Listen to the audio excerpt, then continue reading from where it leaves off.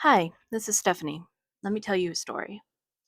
This is the second part of chapter one of my long form story, The Infinite Library.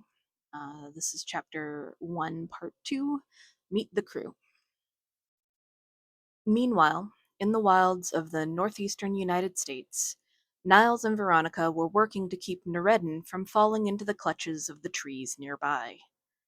Seriously, how are you considered some kind of druid when you can't handle being around trees? Veronica groused as she kept one arm around Nureddin's waist, forcing him to walk into the shadows of a great oak. Verily, what my lady says is true, Niles intoned from behind the two of them. His large hand was resting on Nureddin's shoulder, a weight that made it clear that, while it wasn't gripping and throwing him now, that could all change very quickly if need be. You are meant to be a man of nature, and yet the mighty trees of the forest, those great bastions of nature, cause you such fear? It does not make sense.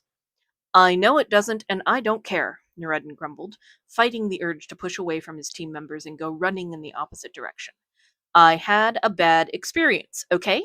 Trees freak me out, and they always have, and they probably always will. Why are we even going into this godforsaken place anyway? I thought we were here to find an anomaly in the main story. We are, Veronica sighed.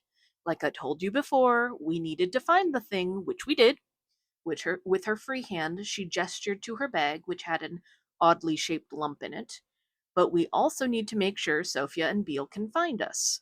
The book's more popular than we thought, so the connections are stronger here, and that means it's going to take longer for anomalies to cause a ton of damage. We've got a little time, so we need to find a place to regroup and wait for the rest of the team. Once Sophia brings the book back to the library, they can start researching and find out how to fix whatever's happening. With a squeeze around his waist, she moved Nureddin further into the trees. Now let's move before we get found by one of those werewolf coffee maker things. Such a specific type of monster, that, Niles mused behind them.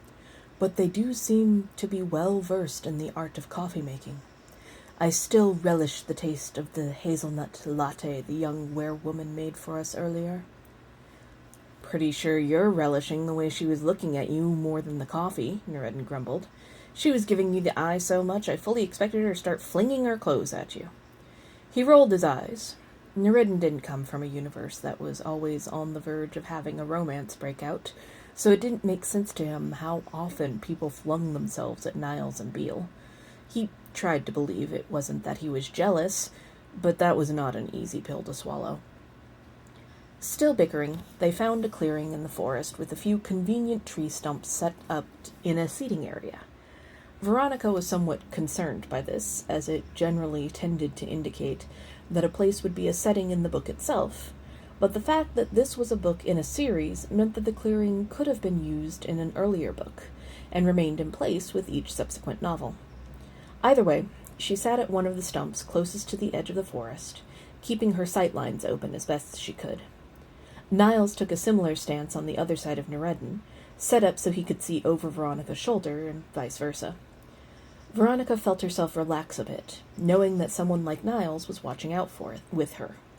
Nureddin, meanwhile, sat on the stump between the two, head slumped forward and eyes focused on the grass at his feet. They weren't sitting for very long before they saw a shaft of light shine down on them from above.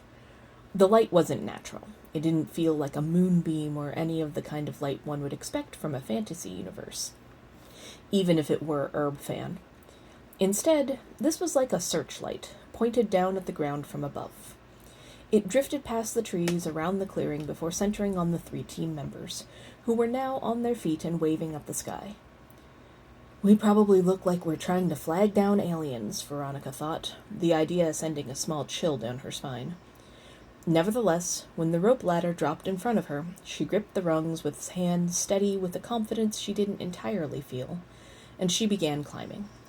Sophia and Beale had found them, and they were heading back to the library to figure out why the werewolf candidate for mayor was routinely seen carrying a laser gun.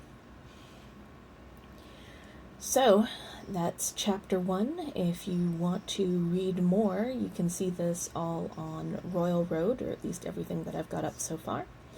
Meanwhile, I will be narrating some chapters, hoping for once a week-ish, as you see me put together some Lego. Anyway, thanks much y hasta pronto.